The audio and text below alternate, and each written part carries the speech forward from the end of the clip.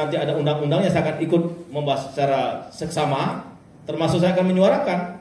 Saya akan mewakili orang-orang yang mungkin tidak setuju dengan pemindahan ibu kota karena kebutuhan dasar rakyat kita masih banyak belum terpenuhi. Rasanya nggak adil lah. Kalau hari ini orang masih banyak susah mendapatkan air bersih, sementara kita ingin membangun istana di Kalimantan sana. Rasanya tidak adil lah hari ini kalau kita gedung mewah, menangis kenapa tidak jelas kita membangun gedung-gedung mewah di Kalimantan sana. Rasanya tidak adil negeri ini kalau masih ada anak-anak bangsa yang masih dari sisi gizi masih buruk, kita membangun jalan-jalan bagus di Kalimantan. Saya kira nggak adil. Tidak elok rasanya. Belum menjadi kebutuhan. Dan nggak bisa dibandingkan Jakarta sama Rio, nggak bisa. Berhasil sama Indonesia nggak bisa dibandingkan. Income-nya beda, pendapatannya beda. Jadi dan merdekanya juga di sana hampir 1,5 abad, di sini baru 74 tahun, baru menata. Jadi menurut saya alangkah bijaknya Pak Jokowi boleh sebagai wacana untuk terus mematangkan itu boleh, tapi belum sekarang ini. Dana yang ada triliun itu menurut saya nggak akan 500 triliun, itu hitungan kasar dan paling minim. Saya setuju tadi, inflasi, gangguan global, resesi itu luar biasa. Loh, pidato Pak Jokowi itu sudah mengakui bahwa kita ini akan sulit ekonomi kita, 5,3.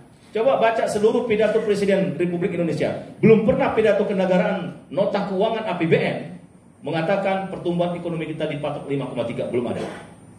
Selalu di atas 6 semua presiden. Hari ini Pak Jokowi mengatakan 5,3. Artinya itu kan yang paling optimis kan 5,3 kan? Bisa pesimisnya bisa di bawah 0,5.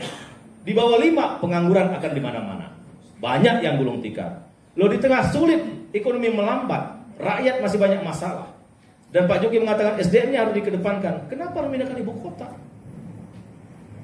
Ini akan saya sampaikan kepada fraksi kami, rekan-rekan wartawan, dan saya akan menyuarakan ini juga di paripurna bahwa belum saatnya, belum tepat di tengah-tengah banyak persoalan mendasar. Menurut saya, pemindahan ibu kota itu bukan kebutuhan primer, tersier menurut saya, bukan juga sekunder. Kebutuhan kemewahan, bukan kebutuhan dasar, bukan juga kebutuhan mendesak. Itu kebutuhan ya kemewahan. Nggak perlu, belum perlu. Angka kemiskinan masih tinggi, pengangguran masih tinggi.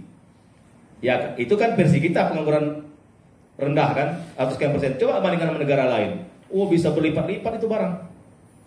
Nah oleh karena itu mohon doanya rekan-rekan, dan saya juga mengajak rekan-rekan wartawan untuk menyuarakan ini. Tidak perlu takut kita kalau masalah rakyat, masalah kebenaran. Pak Jokowi juga mungkin perlu banyak masukan. Kita sampaikan apa adanya, jangan asal Bapak senang, asal pemerintah senang, asal Pak Presiden senang. Mungkin Pak Jokowi juga perlu masukan yang ya apa adanya, argumentatif, tulus, ikhlas, ya kan? Ya, saya kira saya akan tetap menyuarakan ini karena saya merasakan betul orang dekat dari Jakarta yang tadi saya bilang dapil saya di Serang itu, orang gosok gigi Pak. Nanti saya mungkin sekali saya ke Pontang itu. Itu ada ini Pak Bambang, air dari Sungai Ciujung, mereka gosok gigi di situ, airnya hitam Pak.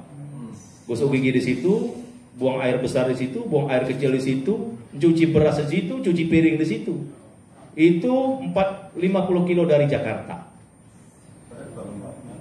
Loh terus kita mau pindah ibu kota, itu aja belum selesai. Itu yang dekat, belum kita coba kalau ke Pandeglang, ke Lebak. Itu yang ada di Pulau Jawa loh Pak. Rekan-rekan wartawan, saya nggak tahu gimana kalau di pelosok-pelosok pulau-pulau terluar, di pelosok-pelosok Sumatera, di pelosok-pelosok Kalimantan, Sulawesi mungkin lebih parah. Nah itu dulu yang kita sapa, itu dulu yang kita selamatkan perasaannya supaya merasa diperhatikan sebagai warga negara Republik Indonesia. Bukan mindahkan ibu kota, belum butuh menurut saya, belum. Tapi silakan pemerintah berusaha. Kalau memang serius ajukan rancangan undang-undangnya, tapi saya secara pribadi dan sebagai wakil rakyat dari Banten, saya mengatakan belum saatnya memindahkan ibu kota karena rakyat masih membutuhkan kebutuhan dasar seperti tadi petani garam, nelayan, kemudian petani tebu, padi dan lain sebagainya. Itu dulu yang harus kita atasi secara bersama-sama. Saya kira Mas Febri, terima kasih. Wassalamualaikum warahmatullahi wabarakatuh.